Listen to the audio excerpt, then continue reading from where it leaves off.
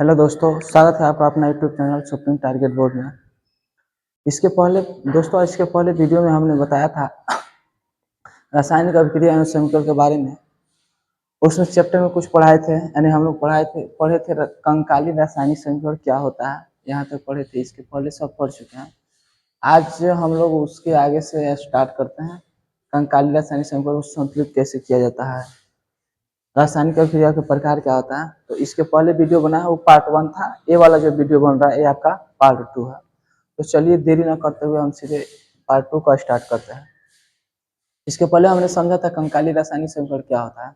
एक बार और आपको इसको शॉर्टकट में बताते हैं। कंकाली रासायनिक समीकरण होता क्या है, यानी असंतुलित रासायनिक समीकरण को हम क्या कहते हैं, कंकाली रासायनिक समीकरण। जो समीकरण संतुलित नहीं होता है उसको हम कहते हैं कौन सा समीकरण, रासायनिक समीकरण, कंकाली रासायनिक समीकरण। अगर वही संतुलित हो जाएगा तो उसको बोलेंगे संतुलित रासायनिक समीकरण। जैसे यहाँ पे ध्यान दीजिए, कंकाली रासायनिक समीकरण में यहाँ पे Mg+O2 MgO, यहाँ पे ऑक्सीजन 2 है, इधर 1 है, मैग्नीशियम 1 है, यानी यह जो है आपका क्या है, असंतुलित दिख रहा है। इसलिए इसको हम बोलेंगे, क्या बोलेंगे, असंतुलित रासायनिक समीकरण, यानी कंकाली रासायनिक समीकरण। ठीक है। कंकाली का रासायनिक समीकरण को संतुलित कैसे किया जाता है। देखिए, संतुलित करने का तरीका यह है कि आप जो द्रव्यमान संरक्षण के नियम को संतुष्ट के लिए रासायनिक समीकरण को संतुलित किया जाता है। तीर के बाईं ओर तथा दाईं ओर तत्वों के परमाणुओं की संख्या समान किया जाता है, जिसे दोनों के तत्वों परमाणु संख्या में संतुलित किया क्यों जाता है, इसका रीजन क्या है। देखिए, संतुलित करने का एक फायदा है कि जो तीर के दाएं तरफ होगा, जिसको हम लोग अभिकारक बोलते हैं, उसके तरफ तत्वों को परमाणु की जो संख्या होती है बराबर होना चाहिए। और फिर जो तीर के दाएं तरफ होता है उसके तरफ भी तत्वों की संख्या क्या होनी चाहिए, समान होनी चाहिए। दोनों तरफ जब परमाणु की संख्या समान होगा तो उसको हम बोलेंगे संतुलित रासायनिक समीकरण। जब तक समान नहीं होगा तो उसे क्या बोलेंगे, कंकाली रासायनिक समीकरण। ठीक है। अब हम जानते हैं रासायनिक अभिक्रियाओं के प्रकार। रासायनिक अभिक्रिया कितने प्रकार की होती है। देखिए, तो अभिक्रिया के अनुसार अगर देखा जाए, रासायनिक अणुओं के बंधन के अनुसार देखा जाए और रासायनिक अणुओं के बीच संबंध के अनुसार देखा जाए तो रासायनिक अभिक्रिया मुख्य रूप से 5 प्रकार की होती है। कितने प्रकार की होती है, 5 प्रकार। इसमें पहला आपका दे रहा है संयोजन अभिक्रिया। पहला कौन सा अभिक्रिया है, संयोजन अभिक्रिया, जिसको हम लोग कहता है कॉम्बिनेशन रिएक्शन। कौन सा, कॉम्बिनेशन रिएक्शन मतलब संयोजन अभिक्रिया।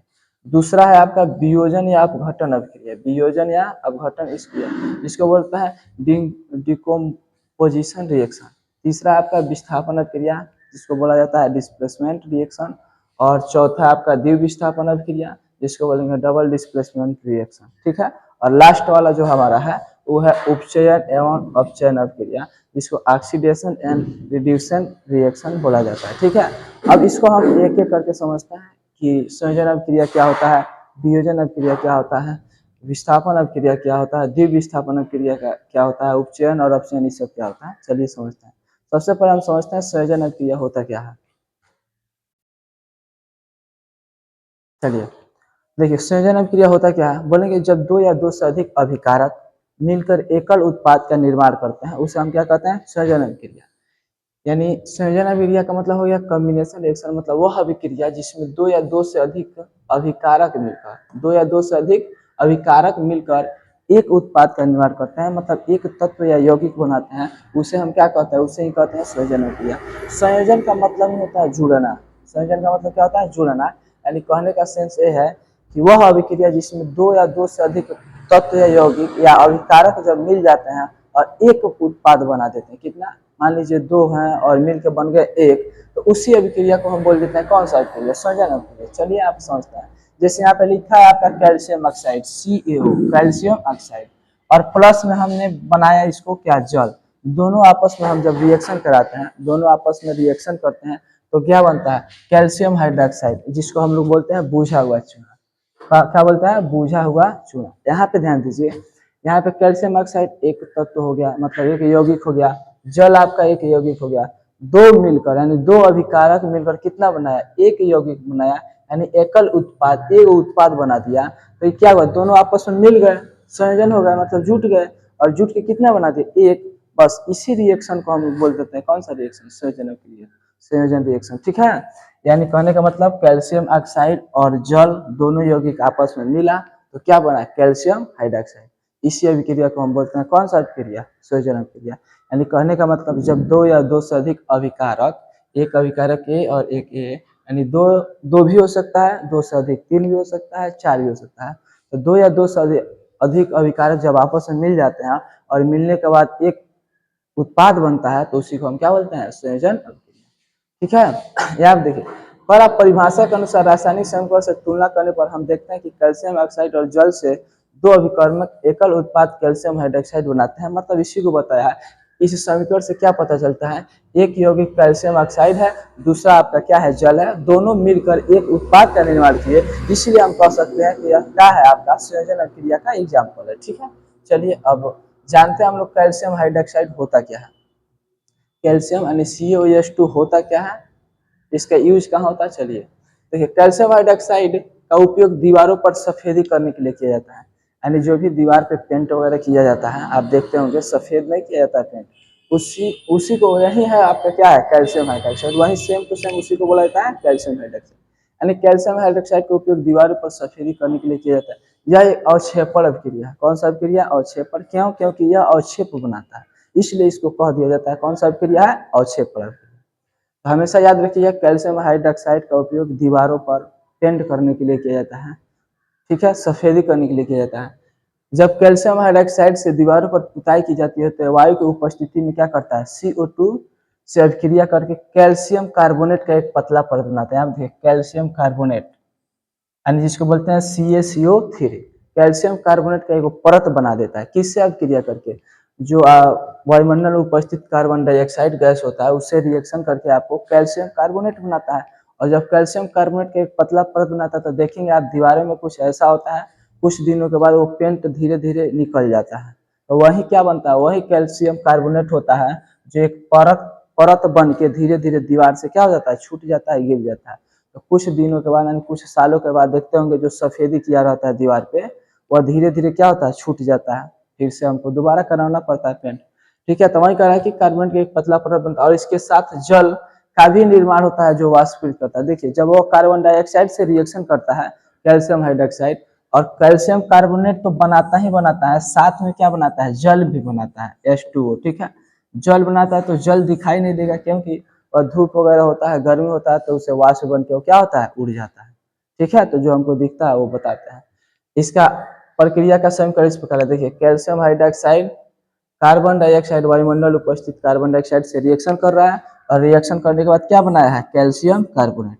और यही कैल्शियम कार्बोनेट पतला परत होता है जो दीवारों के साथ धीरे धीरे छूट जाता है। ठीक है, और फिर जल बनाता है और जो जल बनाता है वो क्या होता है, वाष्पीकृत हो जाता है गर्मी के साथ, मतलब उड़ जाता है। ठीक है, अन्य संयोजन अभिक्रिया का देखिए कुछ और अन्य संयोजन अभिक्रिया का मतलब कुछ एग्जाम्पल है, जैसे कोयले का जलना।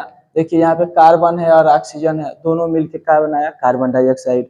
यहाँ पे क्या है, H2 हाइड्रोजन है, ऑक्सीजन है, दोनों मिलकर क्या बनाया, जल। ये सब किसका, कौन सा एग्जाम्पल है, किसका, संयोजन अभिक्रिया का। ठीक है, यहाँ पे देखिए सल्फर डाइऑक्साइड कैसे बन रहा है, सल्फर से और ऑक्सीजन दोनों जब रिएक्शन करेगा तो क्या बनेगा, सल्फर डाइऑक्साइड। ये भी संयोजन अभिक्रिया है। जंग का लगना यानी फेरस ऑक्साइड का बनना, यहाँ पे सल्फर ऑक्सीजन दोनों जब रिएक्शन करेगा सल्फर डाइऑक्साइड बनेगा। ठीक है, ये सब आपका कौन सा अभिक्रिया है, संयोजन अभिक्रिया। अब हम जानते हैं ऊष्मा के आधार पर रासायनिक अभिक्रिया के प्रकार।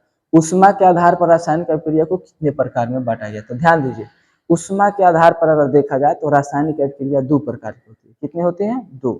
पहला होता है ऊष्मा क्षेपी अभिक्रिया और दूसरा होता है ऊष्मा शोषी अभिक्रिया। अब हम जानते हैं ऊष्मा क्षेपी अभिक्रिया क्या होता है और ऊष्मा शोषी अभिक्रिया क्या होता है। तो याद रखिए अगर आपसे कोई पूछे कि रासायनिक अभिक्रिया कितने प्रकार के होते हैं तो वैसे बताएंगे 5। लेकिन अगर कोई आपसे पूछ दे कि ऊष्मा के आधार पर रासायनिक अभिक्रिया कितनी होती है तो कितना बताएंगे, 2 बताएंगे। और पहला इसमें आप बोलेंगे ऊष्मा क्षेपी अभिक्रिया और दूसरा बोलेंगे ऊष्मा शोषी अभिक्रिया। अब जानते हैं हम लोग ऊष्मा क्षेपी अभिक्रिया क्या होता है। देखिए पर कि वे अभिक्रिया जिसमें अभिक्रिया के दौरान, मतलब वे अभिक्रिया जिसमें अभिक्रिया के दौरान ऊष्मा निकलती है उसे क्या कहते हैं, ऊष्मा क्षेपी। मतलब ऊष्मा अगर आप ऊष्मा क्षेपी, तो ऊष्मा मतलब ऐसे ही आप जानते हैं गर्मी, हीट, वही ना होता है ऊष्मा। और क्षेपी मतलब होता है निकलना। क्षेपी मतलब क्या होता है, निकलना।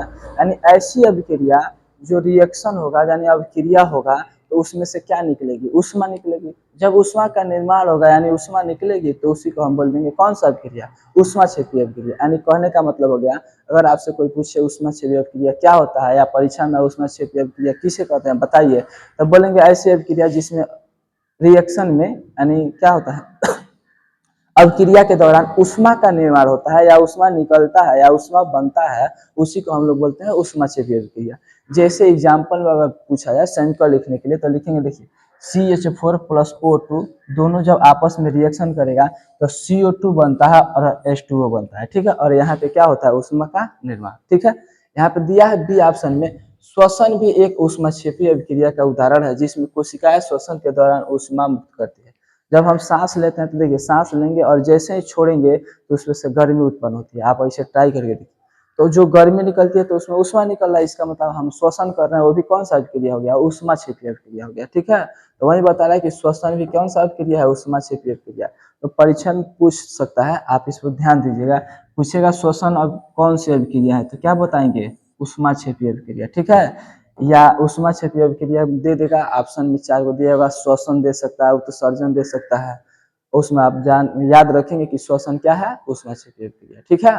वो कोशिका है, इसके दौरान कोशिका से ऊष्मा मुक्त होती है। कोशिका मतलब देखिए जैसे नाक कान ये सब हो गया, ठीक है, माउथ हो गया, ये सब क्या है, इसी के द्वारा हमारा क्या होता है, ऊष्मा निकलता है। इसलिए बोला गया कि ऊष्मा कोशिका के दौरान ही निकलती है।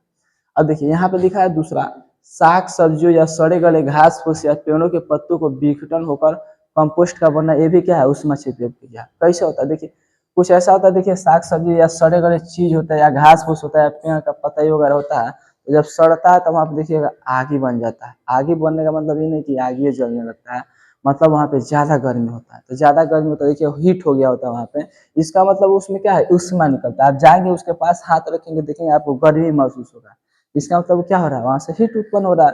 तो वही ऊष्मा जब निकल रहा है तो वो कौन सा क्रिया होगा, ऊष्माक्षेपी क्रिया।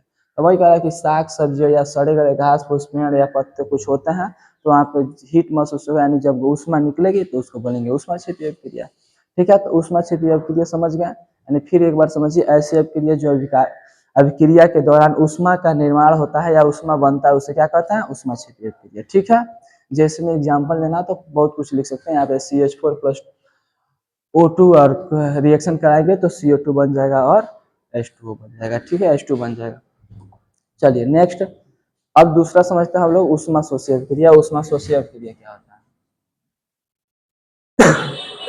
देखिए ऊष्मा शोषी अभिक्रिया क्या होता है, बोलेंगे वे अभिक्रिया जिसमें ऊष्मा का शोषण होता है। ऊष्मा का शोषण मतलब ऊष्मा का अवशोषण, यानी ऐसे अभिक्रिया जिसमें जब रिएक्शन होगा, अभिक्रिया होगा तो उसमें ऊष्मा को लेगा। पहले था कि वो ऊष्मा को दे रहा था, निकाल रहा था, तो उसको ऊष्माक्षेपी बोलेंगे। अब वो क्या करेगा, ऊष्मा को लेगा, यानी ऊष्मा के बिना वो अभिक्रिया हो ही नहीं सकता है, इसलिए इसका नाम रखा गया ऊष्मा शोषी। शोषी का मतलब जो खींचता है, शोषण करता है, खींचता है, उसी को बोला था शोषी। तो ऊष्मा शोषी से याद रखिएगा, यानी ऐसा अभिक्रिया जिसमें ऊष्मा को क्या करता है, शोषण करता है, मतलब खींचता है, उसको हम लोग बोलते हैं ऊष्मा शोषी अभिक्रिया, ठीक है। यानी ऐसे अभिक्रिया जिसमें ऊष्मा का शोषण होता है, ऊष्मा की जरूरत पड़ती है, ऊष्मा को लेता है, उसको बोलता है ऊष्मा शोषी अभिक्रिया। जैसे में देख लीजिए यहाँ पे बरेलियम हाइड्रोक्साइड में NH4Cl मिलाया गया है, BaCl2NH4OH है, इसमें ऊष्मा की जरूरत पड़ रही है, यानी ऊष्मा ले रहा है तभी ये रिएक्शन हो रहा है, ठीक है। तो इसको कौन सा बोलेंगे, ऊष्मा शोषी अभिक्रिया, ठीक है। अब देखिए, अब दूसरा देखिए, रासायनिक अभिक्रिया के अनुसार 5 प्रकार के होते हैं। पहला हम लोग जानते हैं संयोजन अभिक्रिया, अब उसमें दूसरा आ रहा है वियोजन या अपघटन अभिक्रिया। दूसरा जिसको बोलेंगे वियोजन या अपघटन अभिक्रिया। वियोजन भी उसको कह सकते हैं, वियोजन अभिक्रिया, या एक और उसका नाम है अपघटन अभिक्रिया। दोनों नाम सेम है, बस आपको याद रखना है, कंफ्यूजन में नहीं होना है। वियोजन मतलब होता है टूटना, अपघटन का मतलब भी क्या होता है, टूटना, ठीक है। यानी ऐसे अभिक्रिया जो एगो रहेगा और जब आपस में जब वह रिएक्शन करेगा तो अलग अलग तत्वों में या यूनिटों में क्या होगा, टूट जाएगा, उसी को हम बोलते हैं वियोजन अभिक्रिया। तो इसे सामान्य भाषा में आप उसको समझ सकते हैं। यानी वियोजन या अपघटन अभिक्रिया का मतलब क्या हो गया, ऐसी अभिक्रिया जो एक होगा और जैसे उसका रिएक्शन होगा वो अलग अलग तत्वों में क्या हो जाएगा, टूट जाएगा, उसी को हम बोलेंगे वियोजन या अपघटन अभिक्रिया। दोनों नाम सेम है, फिर समझ लीजिए, वियोजन का मतलब भी टूटना होता है, अपघटन का मतलब भी टूटना होता है, दोनों टूटने ही को कहते हैं। तो ऐसे भी परीक्षा पूछ सकते हैं, वियोजन अभिक्रिया किसे कहते हैं या अपघटन अभिक्रिया किसे कहते हैं। तो आप लिखेंगे कि ऐसी अभिक्रिया जिसमें एक अभिकारक टूट कर या टूटता है तो एक से अधिक तत्व या यौगिक बनता है, उसे ही हम क्या कहते हैं, वियोजन अभिक्रिया, ठीक है। यानी एक से अधिक उत्पाद बनाता है, उसे क्या कहते हैं, वियोजन अभिक्रिया। यानी देखिए लिखा है, वे अभिक्रिया जिसमें एकल अभिकारक मतलब एक अभिकारक वियोजित होकर या टूट कर या विघटित होकर दो या दो से अधिक उत्पाद बना देता है, ठीक है, दो या दो से अधिक तत्व यौगिक बना देता है, उसी को बोलते हैं उत्पाद। उसका निर्माण करता है, उसी को क्या बोलते हैं, विघटन या अपघटन, या मतलब वही विघटन ऐसे बोल सकते हैं, अपघटन या वियोजन अभिक्रिया करता है। ठीक है, अभिकारक क्या होता है इसके पहले हम बताएं। अभिकारक मतलब जो तत्व या यौगिक किसी रिएक्शन में भाग लेते हैं, तो जो भाग लेने वाले थे उसको बोलते हैं अभिकारक, और जो भाग लेने के बाद जो नया पदार्थ बनता है उसी को बोलते हैं उत्पाद। तो ये बात याद रखिए, बार बार इसका नाम आ रहा है अभिकारक और उत्पाद तो भूलिएगा। अभिकारक का मतलब जैसे देखिए यहाँ पे ये आपका रिएक्शन दिख रहा है, इसके पहले जो जो यौगिक भाग लिया इसको बोलेंगे अभिकारक, ये भी अभिकारक है और ये भी अभिकारक है। और जो जो बाद में बन रहा है उसको बोलते हैं क्या, उत्पाद। तो ये भी उत्पाद है और ये भी उत्पाद है, ठीक है, दोनों क्या है आपका उत्पाद। तो वही कह रहा है कि आपके जिसमें एक मिल के, ठीक है, एक अभिकारक मिलके एक से अधिक उत्पाद बना देता है, यानी टूट जाता है अलग अलग, तो उसी को क्या बोलते हैं, विघटन अभिक्रिया। विघटन अभिक्रिया भी तीन प्रकार की होती है। देखो विघटन अभिक्रिया को भी तीन प्रकार में बांटा गया है। एग्जाम में पूछेगा विघटन अभिक्रिया कितने प्रकार की होती है, कितना बताएंगे, तीन। कौन कौन तीन होता है, पहला होता है उष्मीय वियोजन, दूसरा होता है विद्युत वियोजन, और तीसरा होता है प्रकाशीय वियोजन। अगर पूछा आपको वियोजन या अपघटन अभिक्रिया कितने प्रकार की होती है तो आप बताएंगे तीन। कौन कौन, उष्मीय वियोजन, दूसरा विद्युत वियोजन, और तीसरा प्रकाशीय वियोजन। अब देखिए उष्मीय वियोजन क्या होता है समझिए। कह रहा कि इस वियोजन की क्रिया में ऊष्मा के द्वारा होता है, मतलब ये जो रिएक्शन होगा किसके द्वारा होगा, ऊष्मा के द्वारा। जब तक उसमें ऊष्मा हम देंगे नहीं तब तक वो टूटेगा नहीं, इसीलिए इसका नाम रख दिया गया कौन सा वियोजन, ऊष्मीय वियोजन। यानी आपसे पूछे कि वियोजन अभिक्रिया किसे कहते हैं तो आप बोलेंगे कि वह अभिक्रिया जिसमें एक अभिकारक या एकल अभिकारक मिलकर अलग अलग तत्व यानी एक से अधिक उत्पाद बना देता है उसको वियोजन अभिक्रिया कहता है। तो बताइए टूटने क्यों टूटेगा, ऐसे टूटने का क्या कारण है, तो उसमें या तो गर्मी देंगे, हीट देंगे, कुछ न कुछ करेंगे तभी टूटेगा, ऐसे रिएक्शन नहीं होता। उसको ताप में या गर्म किया जाता है या प्रकाश दिया जाता है या कुछ कुछ किया जाता है तभी वो टूटता है। तो इसीलिए क्या किया गया है, वियोजन को तीन भागों में बांट दिया गया है। पहला का नाम है आपका कौन सा, उष्मीय वियोजन, दूसरा आपका विद्युत वियोजन, और तीसरा आपका प्रकाशीय वियोजन। अब आपसे पूछा जाए उष्मीय वियोजन क्या होता है, तो उष्मीय वियोजन का मतलब देखिए नाम से ही इसका डिफिनीशन है, यानी ऐसा वियोजन जिसमें ऊष्मा की जरूरत होती है, यानी ऊष्मा के द्वारा वियोजन होता है, यानी ऊष्मा के द्वारा टूटता है, उसे क्या कहता है, उष्मीय वियोजन। यानी ऐसा वियोजन जो ऊष्मा के द्वारा क्या होता है, टूटता है या अपघटन होता है, ठीक है, या वियोजन होता है, उसी को बोलता है उष्मीय वियोजन।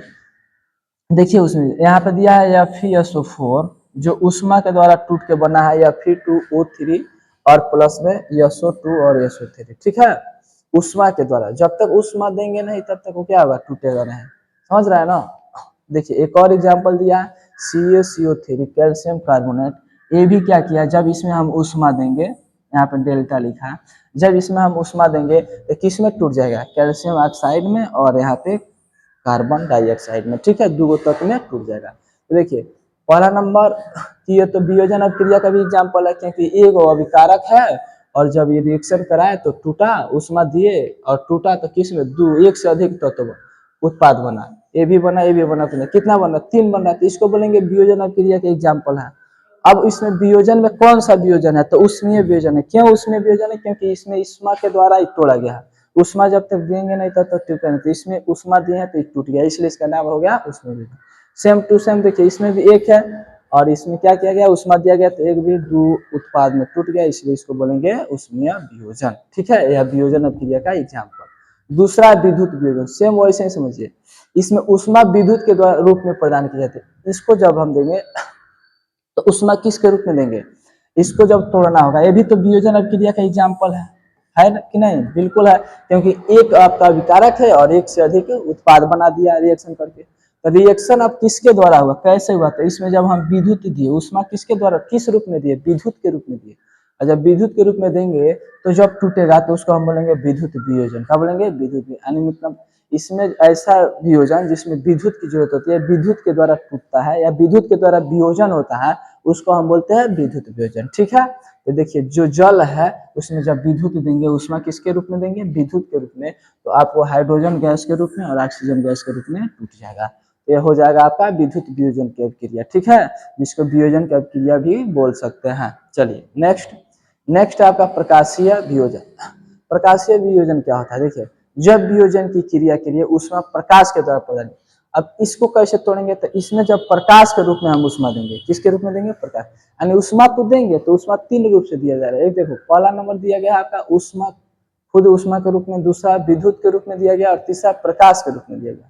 तो जब प्रकाश के रूप में उष्मा देंगे तब जो वियोजन होगा टूटेगा तो उसको हम बोलेंगे प्रकाशीय वियोजन। यानी कह रहा है कि जब वियोजन की क्रिया के लिए उष्मा प्रकाश के द्वारा प्रदान की जाती है, यानी प्रकाश देंगे उस पर लाइट देंगे तो टूट जाएगा, तो उसको हम बोलेंगे कौन सा वियोजन, प्रकाशीय वियोजन। ठीक है, प्रकाशीय वियोजन में देखिए यहाँ पे एग्जाम्पल में दिया है AgCl, जो सूर्य के प्रकाश में क्या हुआ, टूट गया है। सूर्य का प्रकाश दिए तो उसमें भी उष्मा होता है, टूटा है तो किसमें टूटा है, Ag में टूटा है और Cl2 में टूटा है।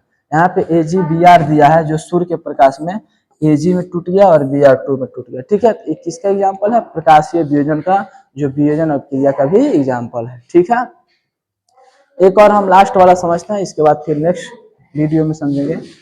इसमें हम बता रहे हैं आपका विस्थापन अभिक्रिया क्या होता है, लास्ट आपका है, इसके बाद हम बनाएंगे नेक्स्ट वीडियो में। ठीक है, थोड़ा थोड़ा समझेंगे, अच्छा से समझेंगे, बेस्ट रहेगा। तो देखो विस्थापन अभिक्रिया क्या होता है, ऐसे अभिक्रिया जिसमें अधिक अभिक्रियाशील पदार्थ कम अभिक्रियाशील पदार्थ को क्या करता है, वियोजित कर देता है, मतलब अलग कर देता है, उसको हटा देता है अपने पास से, उसको हम क्या बोलते हैं, यौगिक से अलग कर, उसी को बोलते हैं विस्थापन अभिक्रिया। मतलब समझिए, साफ शब्दों में विस्थापन अभिक्रिया होता क्या है, ऐसी क्रिया जो ज्यादा क्रियाशील होगा, उसमें जो तत्व होंगे यौगिक होगा वो ज्यादा क्रियाशील होगा, तो ज्यादा क्रियाशील जो पदार्थ यौगिक होगा वो कम क्रियाशील पदार्थ को क्या करेगा, हटा देगा, अलग कर देगा, उसी को हम लोग बोलेंगे विस्थापन अभिक्रिया। विस्थापित कर देगा मतलब अपने पास से हटा देगा, तो उसको कौन सा अभिक्रिया बोलेंगे, विस्थापन अभिक्रिया। कैसे, देखिए यहाँ पे इसमें आप देख रहे हैं कॉपर सल्फेट, यहाँ पे Fe है लोहा, कॉपर सल्फेट है, ये दोनों आपस में जब रिएक्शन किए, क्या किए, दोनों आपस में रिएक्शन किए तो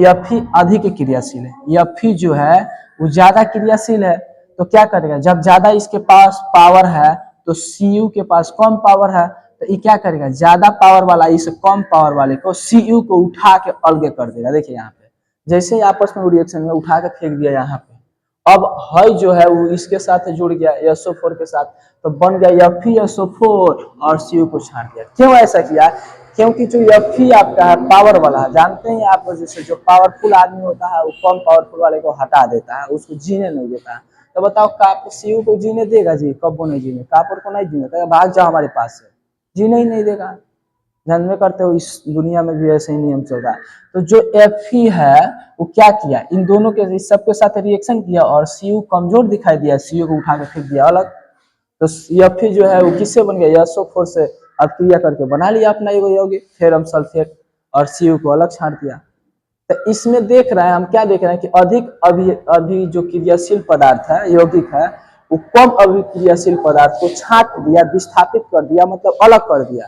तो इस अभिक्रिया को हम लोग कह देते हैं कौन सा अभिक्रिया, विस्थापन अभिक्रिया। ठीक है, विस्थापन अभिक्रिया क्यों बोलेंगे, फिर एक बार समझिए, ऐसे अभिक्रिया जिसमें ज्यादा अभिक्रियाशील पदार्थ, ठीक है, ज्यादा तेज अभिक्रियाशील पदार्थ अपने से कम अभिक्रियाशील पदार्थ को क्या करता है, विस्थापित कर देता है, और जब विस्थापित कर देगा तो उस अभिक्रिया को हम बोलेंगे कौन सा अभिक्रिया, विस्थापन अभिक्रिया। ठीक है, इसमें आप देख रहे हैं कि जो Fe है वो ज्यादा अभिक्रियाशील है, इसीलिए उस Cu को कम अभिक्रियाशील ये तत्व को क्या किया, अलग कर दिया और इसके साथ मिलकर फेरम सल्फेट बना दिया।